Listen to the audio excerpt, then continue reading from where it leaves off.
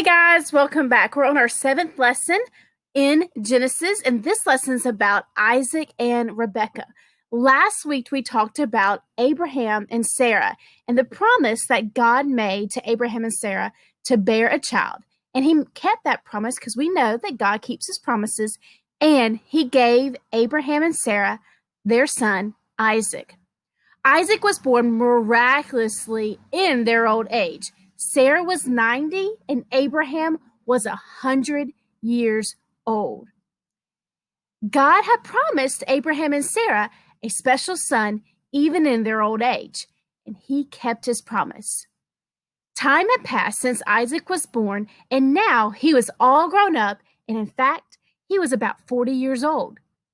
Isaac was ready to be married. His mother, Sarah, had died just a few years ago, but Abraham was still alive, but he was getting older.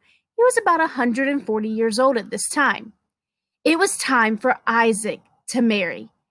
Abraham wanted a good wife for Isaac, just like any father would.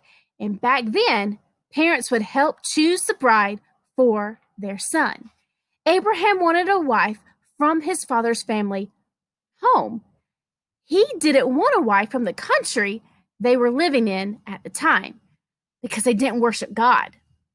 Abraham sent his faithful servant back to his homeland to find a wife for Isaac. And that is where the fun camel part came in. All right.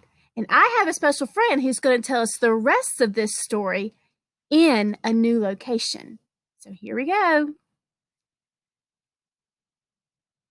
Hey guys, want to say thank you for allowing me to be a part of it, and we're going to continue the lesson here. And so, as Miss Suzanne said, Isaac was trying to seek out this wife, and as we all know, picking a wife is a very big choice, a big decision, and they knew that God would intervene and God would help them in this, and so. They sent out a servant to help find a wife in Abraham's homeland.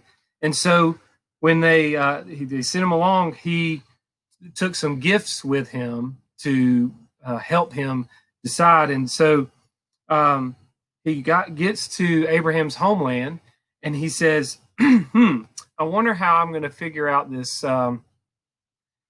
this task of finding a wife for Isaac. And he had 10 camels. And Miss Suzanne just mentioned this fun camel thing. He had 10 camels with him, loaded down with a bunch of toys, food, other things with him. And he said, you know what? These camels could come in handy. And so he finally gets to a spot where there's a well, and all of the people will come to the well so he can help pick out somebody from there maybe. And you know what he did? He did one important thing that was going to help him, and he prayed. He prayed to God that God would show him who he wanted Isaac to marry. And he knew that it was going to be someone that was going to be a helper, someone that was going to be courteous to him as a stranger. And so he's standing there at the well, and he says, I need some help watering all of these camels. And so there was one person that helped him, and her name was Rebekah. And not only, can you imagine feeding and watering 10 camels? You know how much water a camel drinks? A ton. You know that big old hump on their back is full of water, and it gets, that's what they drink, so much water so that they don't have to drink it as much. And so it was a lot of work, and she was still willing to help him feed and water the camels, all 10 of them. And so he knew that that was it. That was that person that that God wanted Isaac to marry. And so when the camels had all had their water to drink, the servant knew that this was the girl. And the servant praised God, and he was happy because God had given him a sign that he had asked for. And he knew Rebekah was the girl for Isaac. He returns back to Isaac with Rebekah, and they gave presents to her family, and he takes Rebecca back to Abraham, and they knew that the Lord had granted success on the journey to find someone, and he is now Isaac and Rebecca are married. And so, what we can take away from this story was that God is a part of and cares about every single decision that we make.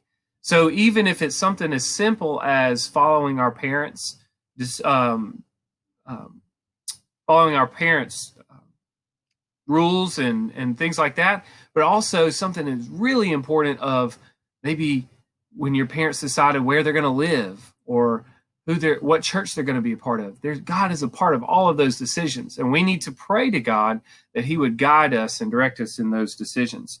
So I hope that you understand that no matter what, God cares about you, and He cares about your family, and He cares about your decisions that you make every day.